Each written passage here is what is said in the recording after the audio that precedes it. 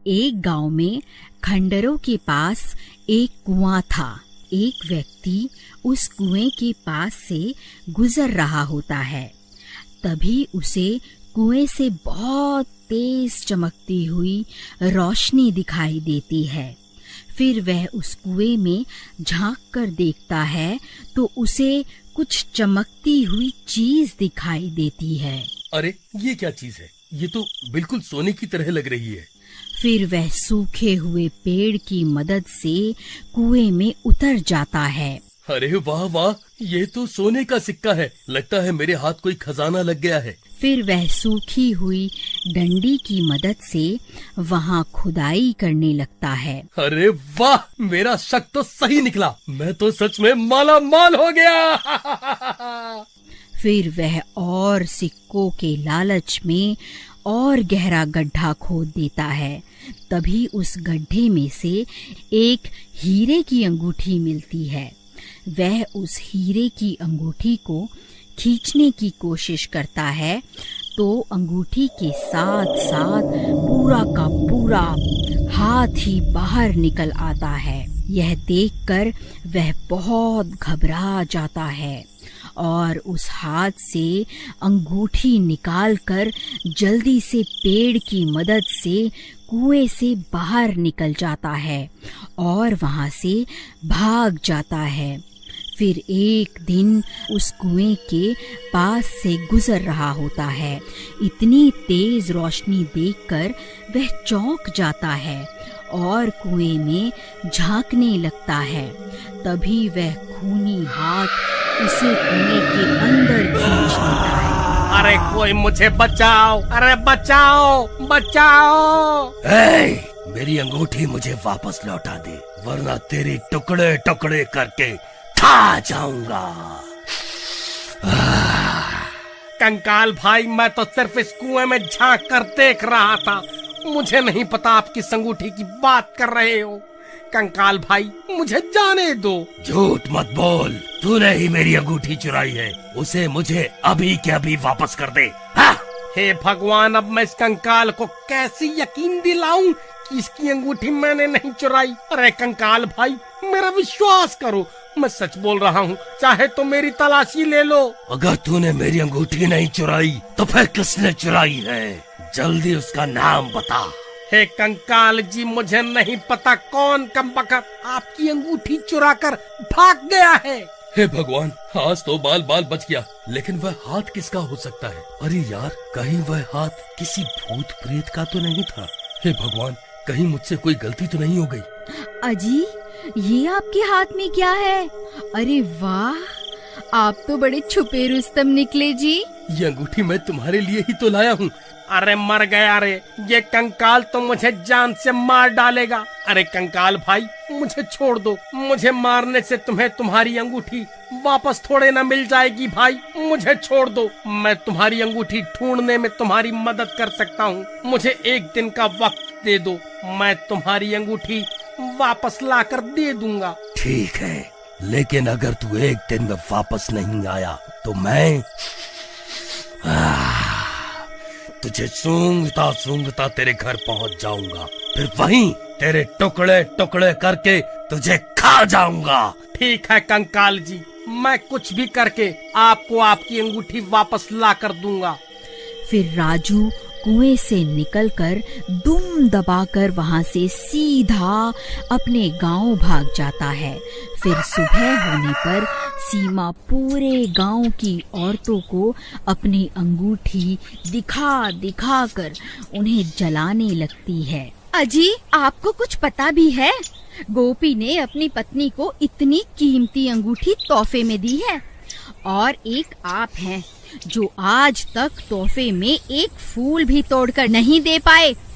अभी के अभी यहाँ से भाग जा। वैसे ही मेरा दिमाग खराब हो रखा है और तुझे तोहफे की पड़ी है। जब देखो चिक चिक चिक चिक करती रहती है। चल भाग यहाँ से। ये कैसे हो सकता है? वह भूखा गोपी तो लोगों से उधार मांगता फिरता है, भला उसके पास इतनी कीमती अंगूठी खरीदने के पैसे कहाँ से आए? जरूर दाल में कुछ काला है। फिर वह भागता भागता गोपी के घर पहुंच जाता है। अरे गोपी कहाँ है? जल्दी बाहर निकल। ऐ चोर, कहाँ छुप कर बैठा है? जल्दी बाहर निकल। अरे अरे, ये चोर चोर क्या लगा रखा है? सही तो कह रहा हूँ। जल्दी उस गोपी चोर को बाहर भेजो। और जो तुम ये अंगूठी पहनकर पूरे गांव में घूम रही हो ना, ये वही अंगूठी है जो तुम्हारे पति ने उस कंकाल के हाथ से चुराई है। अरे भाई, क्या हो गया? ये सुबह सुबह इतना शोर क्यों मचा रहे हो? देखिए ना, ये कमबख्त राजू बोल रहा है आपने ये अंगूठी किसी कंकाल के हाथ से चुराई है। अरे नहीं नहीं, ये तो मैं शहर से खरीद कर लाया हूँ। राजू, तेरी इतनी हिम्मत, मुझ पर चोरी का इल्जाम लगाता है? मैं अच्छे से जानता हूँ, जब से मैंने अपनी पत्नी को कीमती तोहफा दिया है, तब से तुम सब गाँव वाले जले भुने बैठे हो। इसीलिए अनाप शनाप बातें किए जा रहे हो। ए राजू, चुपचाप यहाँ से जाएगा या धक्के मारकर तुझे यहाँ से निकालूं। फिर राजू परेशान होकर वापस अपने घर आ जाता है। तभी उसकी पत्नी वहाँ आ जाती है और उसे परेशान देखकर उससे परेशानी का कारण पूछती है। फिर राजू उसे पूरी बात बताता है। अरे दैया रे दैया, हम ये किस मुसीबत में फंस गए। अजी आप अभी के अभी उस सीमा से अंगूठी लेकर उस भूत को वापस कर आओ, नहीं तो रात होते ही वह भूत यहाँ आ जाएगा। अरे भगवान, मैं गोपी के घर गया था, लेकिन उन्होंने मुझे धक्के मारकर घर से बाहर निकाल दिया। अजी मुझे लगता है वह इतनी आसानी से अंगूठी नहीं देने वाली। मेरे पास इसकी एक तरकीब है। फिर रात होते ही राजू और अनीता गोपी के घर के बाहर पहुंच जाते हैं। भगवान, वह देखो, ये वही अंगूठी है जिसकी तलाश में हम यहाँ आए हैं। अजी, लेकिन हम इसकी अंगूठी उतारे कैसे? अगर हमने कोशिश भी की तो ये उठ जाएगी। तुम सही कहती हो, हम इसकी अंगूठी निकाल नहीं सकते। मेरे पास एक तरकीब है, क्यों ना हम इसे ही उठाकर उस कुएं के पास रख आएं, जहां वह भूत रहता है। वह अपने आप इससे निपट लेगा। फिर वह दोनों धीरे से उसकी चारपाई को उठा लेते हैं और धीरे धीरे जंगल की ओर चल देते हैं। कुछ ही देर में वह उस खंडहर के पास पहुंच जाते हैं। फिर वहां पहुंचकर वह उस चारपाई को कुएं के पास रख देते हैं। अरे कंकाल जी, आप कहाँ हो? देखो, मैं आपके लिए तोहफा लाया हूँ। आप खुद ही बाहर आकर अपनी अमानत वापस ले लो। चलो प्रीतम, हमारा काम तो हो गया। अब यहाँ से जल्दी से निकल लेते हैं। फिर वह दोनों वहाँ से भाग जाते हैं और एक पेड़ के पीछे जाकर छुप जाते हैं।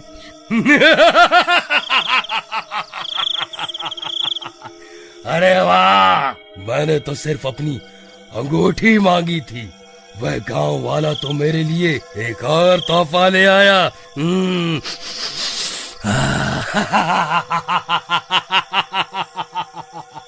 हे भगवान, ये सीमा कहाँ चली गई? उसकी तो चारपाई भी गायब है। कमबख्त मेरी पत्नी को चारपाई के साथ ही उठा कर ले गया। अरे प्रीतम, प्रीतम तुम कहाँ चली गई? तभी गोपी सीमा की तलाश करने लगता है। अरे भाई, तुमने मेरी पत्नी को कहीं देखा है क्या? हाँ भाई, अभी अभी वो राजू और उसकी पत्नी तुम्हारी पत्नी को चारपाई पर लेटा कर कहीं ले जा रहे थे। मुझे लगा शायद तुम्हारी पत्नी की तबीयत खराब होगी। हे भगवान, कहीं वह दोनों उस खंडहर की तरफ तो नहीं गए? फिर वह भी भागता भागता उस कुएं के पास पहुंच जाता है और वहां पहुंचकर हैरान रह जाता है।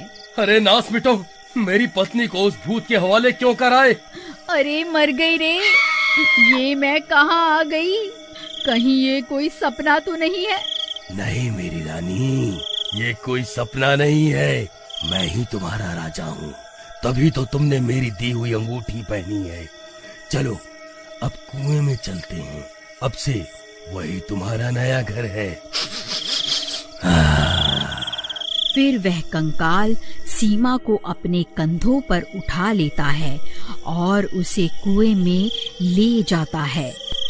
अगर आपको